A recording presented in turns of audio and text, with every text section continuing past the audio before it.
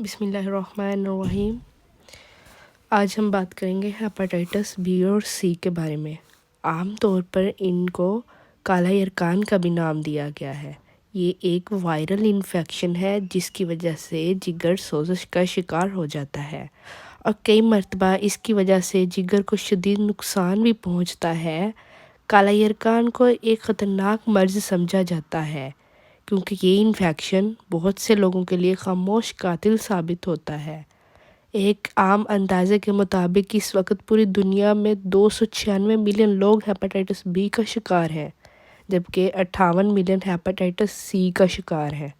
کالا یرکان پیلا یرکان ایک کم شدت والی بیماری ہے جو کئی مرتبہ خود بخود ٹھیک ہو جاتی ہے۔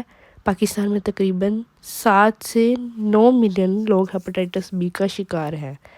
یہ عموماً لیور کو ڈیمیج کرتا ہے یا تھوڑا بہت نقصان پہنچاتا ہے، جس طرح عام طور پر عام انسان کا لیور، یہ لیفٹ سائڈ پہ جو پکچر آپ کو نظر آ رہی ہے، عام انسان کے اندر لیور اس طرح کا ہوتا ہے، لیکن ہیپاٹائٹس جس طرح لیور کو نقصان پہنچاتا ہے تو بعد میں لیور یہ رائٹ سائڈ پہ جو پکچر ہے اس طرح کا ہو جاتا ہے۔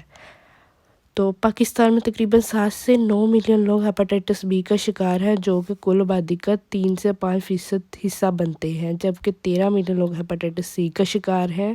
ان 13 ملین لوگوں میں سے 9 ملین لوگ دائمی طور پر اس بیماری کا شکار ہیں۔ اچھا، تو اب ہم بات کریں گے ہیپاٹائٹس کے کازز کی، یا پھر مطلب یہ پھیلتا کیسے ہے یا یہ زیادہ کیسے ہوتا ہے۔ تو اس میں بہت سارے فیکٹرز ہیں۔ سب سے پہلے ہے جنسی تعلق، جس کو ہم کہتے ہیں سیکسول انٹریکشن۔ اگر آپ کسی ایسے پارٹنر کے ساتھ جنسی تعلق قائم کر رہے ہیں جو مطلب پہلے سے ہی کالے یرکان کا شکار ہے، تو یہ انفیکشن آسانی کے ساتھ آپ میں منتقل ہو جائے گا۔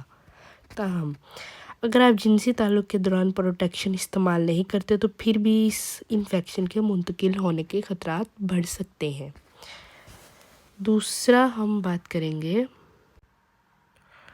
جو اس کا کاز ہے، وہ ہے سرنج ایک سے زیادہ مرتبہ استعمال کرنا۔ مطلب سرنج جو انجیکشن وغیرہ ہوتے ہیں، یا جو عام طور پر کوئی اور بیماری لگتی ہے تو ہم ڈاکٹر کے پاس انجیکشن وغیرہ کے لیے جاتے ہیں، تو وہ سرنج 1 یا 2 مرتبہ اگر استعمال کرتا ہے، ایسی سرنج جو کسی کالے یرکان کے مریض پر استعمال کی جائے، وہ اگر غلطی سے یا جان بوجھ کر کسی دوسرے شخص کو لگائی جائے تو آسانی کے ساتھ اس شخص میں کالا یرکان کے جراثیم منتقل ہو جائیں گے۔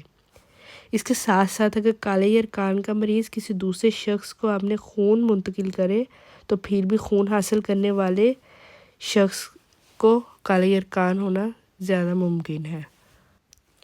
اور جو اگلا کاز ہے اس کا، that is the most important and common cause, یہ ہے ماں سے بچے میں منتقلی۔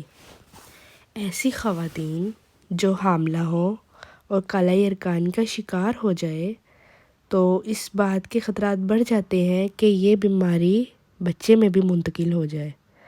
تاہم پیدا ہونے والے بچے کو ویکسین کی مدد سے اس مرض سے بچایا جا سکتا ہے۔ اس لیے ضروری ہے کہ اگر آپ حاملہ ہو جائیں یا حاملہ ہونے کا فیصلہ کر لیں تو اپنے ڈاکٹر کے مشورے کے مطابق کالے یرکان کا ٹیسٹ لازمی کروائیں۔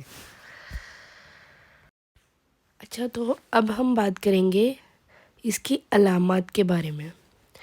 تو اس کی علامات مختلف طرح کی ہو سکتی ہیں، جیسے کہ یہ درمیانے درجے کی بھی ہو سکتی ہیں، یا پھر کئی افراد میں یہ علامات شدت بھی اختیار کر سکتی ہیں۔ سب سے پہلے اس کی علامات میں آئے گا جوڑوں کا درد، کالے رنگ کا پیشاب آنا، مطلب جب آپ کو پیشاب آئے گا اس کا رنگ پیلے ہونے کی بجائے کالا کلر اس کا ہوگا۔ اس کے بعد اس میں شامل ہے پیٹ میں درد ہونا، جسے کہتے ہیں لوور ایبڈومینل پین یا بیلی پین، یا اس ٹائپ کا کوئی بھی پین ہو سکتا ہے۔ اور اس کے بعد آنا متلی یا کہکا آنا، مطلب الٹی آنا یا الٹی آنے کو کرنا، اور بھوک کا نہ لگنا، تھکاوٹ ہونا، جسم درد کرنا یا کوئی کام کرنے کا دل نہ کرنا، بخار ہونا، آنکھوں کی پلاہٹ مطلب آنکھیں پیلی ہونا،